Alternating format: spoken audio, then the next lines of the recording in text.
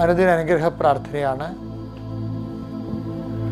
അറിയാവുന്നവർ ശ്രദ്ധിച്ചുകൊണ്ട് നിൽക്കാം, അല്ലാത്തവർക്ക് മനസ്സിൽ വിശ്വാസപ്രമാണം ചൊല്ലിക്കൊണ്ട് നിൽക്കാം, അല്ലാത്തവർ മൗനമായിട്ട് ശിരസ് നമിച്ച് കൈകൾക്ക് ഒപ്പി നിൽക്കാം. ശ്രദ്ധയോടെ പ്രാർത്ഥന കേട്ടുകൊണ്ടിരിക്കാം. കർത്താവേ, നിന്റെ ഉന്നതമായ നാമത്തിന് സ്വസ്ഥം ചെയ്യുന്നു. കർത്താവേ, നിന്റെ വിശുദ്ധ പൗരോഹിത്യത്തെ മഹത്വപ്പെടുത്തണമേ. 38 വർഷം ഞാൻ അർപ്പിച്ച കുർബാനയുടെ യോഗ്യതയാൽ കൃപാസ്ഥാനത്താറ് ജീവനോടെ പ്രത്യക്ഷപ്പെട്ട മാതാവിൻ്റെ മധ്യസ്ഥത്തിൽ നടന്നിട്ടുള്ള 10,000-കണക്കിന് ആരാധനയുടെ ആധാരത്തിൽ അങ്ങയുടെ തിരുസന്നിധിയിൽ പ്രാർത്ഥിക്കുന്ന കർത്താവേ, ഇന്ന് ഏറ്റവും പ്രയാസം അനുഭവിച്ചിരിക്കുന്നവരെ ഇന്നത്തെ ദിവസം ഒന്ന് കഴിഞ്ഞ് കിട്ടിയാൽ കൊള്ളാമെന്ന് ആഗ്രഹിക്കുന്നുണ്ട്. ചിലപ്പോൾ ഡോക്ടർമാർ ചില ദിവസങ്ങൾ ചില ആൾക്കാരോട് പറയും, ചില മണിക്കൂറുകൾ പറയും. അപ്പോൾ ആ ദിവസം എണ്ണി ചിലവഴിച്ച് ചെയ്യും. ചില ആൾക്കാർ ഡിസംബർ 22-ാം തീയതി കഴിയുമ്പോൾ ഒരു ആശ്വാസമായെന്ന് പറയുന്നവരുണ്ട്. അപ്പോൾ ഡിസംബർ 22-ാം തീയതി പ്രതീക്ഷിക്കുന്ന ഒത്തിരിയേറെ വിഷയങ്ങളുണ്ട്. സാമ്പത്തികമാകാം, ആരോഗ്യമാകാം, ജോലിയാകാം, ഇൻ്റർവ്യൂ ആകാം, ആരെങ്കിലും കണ്ടുമുട്ടുന്ന വിഷയങ്ങളാകാം. എല്ലാം എൻ്റെ മക്കളുടെ കൂടെ കർത്താവിൻ്റെ സാന്നിധ്യം ഉണ്ടാകും.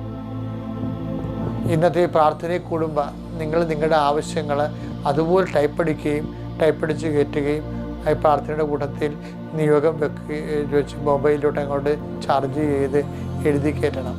എന്നിട്ട് നിങ്ങളത് ഷെയർ ചെയ്യുകയും ചെയ്യണം. നമ്മുടെ ഈ ശുശ്രൂഷ 10,000-10,000 പേര് നിങ്ങളെ പ്രതി കാണാനിടയായി വരുമ്പോൾ കർത്താവ് നിങ്ങൾക്ക് കർത്താവിൻ്റെ അടുത്ത് ഒരു സ്വരുക്കൂട്ടലുണ്ടാകും, ഒരു ഈടുവെപ്പ്.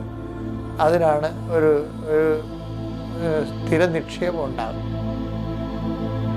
നിങ്ങളുടെ ഒരു ആസ്തി ഭദ്രതയെന്ന് ഞാൻ പറയും. ഈ ആസ്തി ഭദ്രത എപ്പോഴും ദൈവത്തിനെ കൂടാൻ വേണ്ടി കർത്താവ് ഞങ്ങൾ പ്രാർത്ഥിക്കുന്ന ഈശോയെ. കർത്താവ് കണ്ണ് കരികരിക്കുന്നവരും കണ്ണിൻ്റെ കാഴ്ച മങ്ങുന്നവരുണ്ട് ഈശോയെ. അവരെ സമർപ്പിച്ച് പ്രാർത്ഥിക്കുന്ന കർത്താവ്, ഈ പ്രാർത്ഥന കൊണ്ട് അവർ സുഖപ്പെടണമേ കർത്താവ്. മൂക്കിന് അഡിനോയിഡ് വന്നു പോയവരും, കൈ തളർന്നു പോയവരും, കൈ വെട്ടപ്പെട്ട് മാറ്റിയവരും, കാല് വെട്ടപ്പെട്ട് മാറ്റിയവരുണ്ട് ഈശോയെ.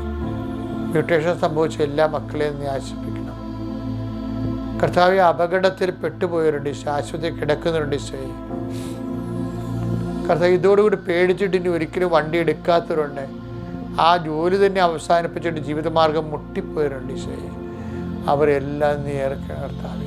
ആ ജോലികൾ ചെയ്തപ്പോൾ നിരാശ, ദൈവത്തെ പോലും വിളിക്കാൻ പറ്റണില്ല, ഭയം, പ്രയാസം, എങ്ങനെ ജീവിച്ചിരുന്ന ഞാനാണ് ഇന്നിപ്പോൾ എൻ്റെ ഗതികേട് കണ്ടാന്ന് ഓർത്തിട്ട് കർത്താവ്, നമുക്കൊന്നും ഇല്ലാതെ വരുമ്പോൾ, നമുക്ക് പഴയതോടെ സ്വാധീനം ഇല്ലാതെ വരുമ്പോൾ, നമുക്ക് കൂടെ ഉണ്ടായിരുന്നവർ പോലും കർത്താവെ നമ്മളൊരു വിലമതിക്കാത്ത അവസ്ഥയുടെ മാനസിക പീഡനങ്ങൾ സഹിക്കാൻ പറ്റാതെ ഇങ്ങനെ കിടക്കണവരുണ്ട്. ശാശ്വതി കിടക്കയിൽ ആരോട് പറയാനാണ്? ചോദിക്കുമ്പോൾ വെറുതെ ഇങ്ങനെ കണ്ണുനീരിങ്ങനെ ചെവിയിലോട്ട് ഒഴുകി തന്നെ കാണാം. മിണ്ടത്തില്ല, പറയത്തില്ല, പറഞ്ഞാൽ കൂടെ നിൽക്കുന്നവർ കൂടി ഇല്ലാണ്ടാകും. അതുകൊണ്ട് ഇങ്ങനെ കടിച്ചിറക്കി ജീവിക്കുന്ന മനുഷ്യരുണ്ട്. എല്ലാവരെയും നീ സമർപ്പിച്ച് പ്രാർത്ഥിക്കുകയാണ് കർത്താവേ. എല്ലാം നിൻ്റെ സ്പേസുകളാണിത്. മനുഷ്യന്മാർ പരാജയപ്പെട്ട് മനുഷ്യന്മാർക്ക് ഒന്നും ചെയ്യാൻ പറ്റണില്ല. നിൻ്റെ ഒരു കരുണയാണ് കർത്താവ് ഇവിടെ വേണ്ടത്.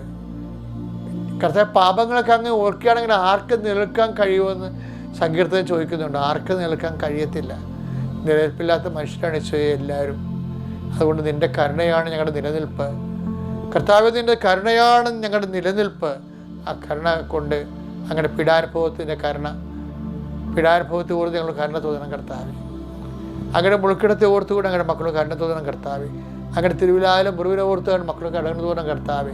അങ്ങനെ കരചരങ്ങളെ ആണിപ്പഴുത് ഓർത്തുകൊണ്ട് കർത്താവ് അങ്ങയുടെ മക്കൾ കരുണ തോന്നുന്നത് പ്രാർത്ഥിക്കുന്നു. എൻ്റെ കർത്താവിന് ഉന്നതമായ നാമത്തിൽ സഭയുടെ അധികാരത്തിൽ കർത്താവെ, ജീവിതം വഴിമുട്ടിയവർ, ജോലി മുട്ടിയവർ, ജോലി ലഭിക്കാത്തവർ, കാരണം ജീവിത പങ്കാളികൾ കിട്ടാത്തവരും, പെൺപിള്ളേരെ കെട്ടിച്ചു വിടാൻ പറ്റാത്തവർ, ഈശോയെ അങ്ങനെ എല്ലാവരെയും സ്വന്തം പ്രാർത്ഥിക്കുകയാണ്. ദൈവം അവരുടെ മേലെല്ലാം നിന്റെ കാരുണ്യം ചൊരിയണം ഈശോ. ഇതൊന്നും അറിയാതെ കർത്താവെ ഇതെല്ലാം അണ്ടർമൈൻഡ് ചെയ്ത് ജീവിക്കുന്ന മക്കളുണ്ട് വീട്ടിൽ.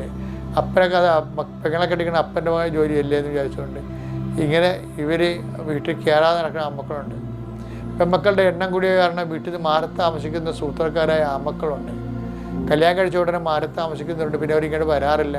പെൺമക്കളെ കെട്ടിക്കേണ്ട അപ്പനും അമ്മയുടെയും ചുമതലയാണ് എന്നൊക്കെ ഞാനൊന്നും കുടുംബത്തിൽ വാങ്ങിച്ചിട്ടില്ല എന്നൊക്കെ പറഞ്ഞ് പെണ്ണുപിള്ളവർക്കൊക്കെ വർത്തമാനം കേട്ടിട്ട് അവളുടെ കൂടെ പോയി പൊറുക്കുന്നവരുണ്ട്. ഇങ്ങനെ എല്ലാവരെയും മറന്ന് അപ്പനെയും പെങ്ങളെയും സഹോദരനെയും മറന്ന് ജീവിക്കുന്നുണ്ട്. ശരി, ഇങ്ങനെ ഓരോരോ തരത്തിൽ ഭാരപ്പെടുന്ന കുടുംബങ്ങളെ ഇന്ന് നീ സന്ധിക്കണ കർത്താവ്. എല്ലാവരും കൈവിട്ടവരാണ് കർത്താവ്, നീ എന്നും കൈ താങ്ങിയിട്ടുള്ളവർ.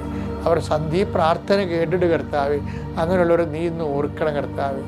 അവർക്ക് ആര് കൈവിട്ടാലും അപ്പനും അമ്മയും നിന്നെ വിളിച്ചാലും I will not abandon you at any cost. നീ പറഞ്ഞിട്ടുള്ള കർത്താവ് ഞങ്ങളോട് അപ്പനും അമ്മയും നിന്നെ മറക്കാം, പക്ഷെ ഞാൻ നിന്നൊരു കാരണവശാലും 17:13-5 നീ പറഞ്ഞു. എബ്രായ ലേഖനങ്ങളിൽ 49:15 നീ പറഞ്ഞു അപ്പനും അമ്മയും നിന്നെ മറക്കാം. എബ്രായ 13:5 നീ പറഞ്ഞു I will not abandon you at any cost. എന്ത് കാരണവശാലും ഉണ്ടായാലും ഞാൻ നിന്നെ മറക്കൽ കർത്താവേ. ആ വചനങ്ങളെല്ലാം അനുസ്മരിച്ച് പ്രാർത്ഥിക്കുന്നു. ആ വചനങ്ങൾ ഓർത്തുകൊണ്ട് അങ്ങനെ മക്കൾക്ക് കാരുണ്യവും പ്രത്യേകിച്ച് പ്രയാസങ്ങളിരിക്കുന്നവർക്കും വേദനയിരിക്കുന്നവർക്കും ഭാരപ്പെടുന്നിരിക്കുന്നവർക്കും ആശ്വാസവും സന്ധിപ്പ് നൽകി അനുഗ്രഹിക്കണമേ. അമ്മേ പരിശുദ്ധമ്മേ, കൃപാസാൽത്താര ജീവനുടെ പ്രത്യക്ഷപ്പെട്ട് ഞാൻ നേരിട്ട് കണ്ടതല്ലേ അമ്മേ. അമ്മയുടെ യോഗ്യതയെ, അമ്മയുടെ പ്രത്യക്ഷത യോഗ്യതയാൽ പിതാവിൻ്റെയും പുത്രൻ്റെ പരിശുദ്ധനാമത്തിൽ ഇന്ന് നിങ്ങളെ കർത്താവ് എല്ലാ മേഖലകളും അനുഗ്രഹിക്കട്ടെ. Praise the Lord.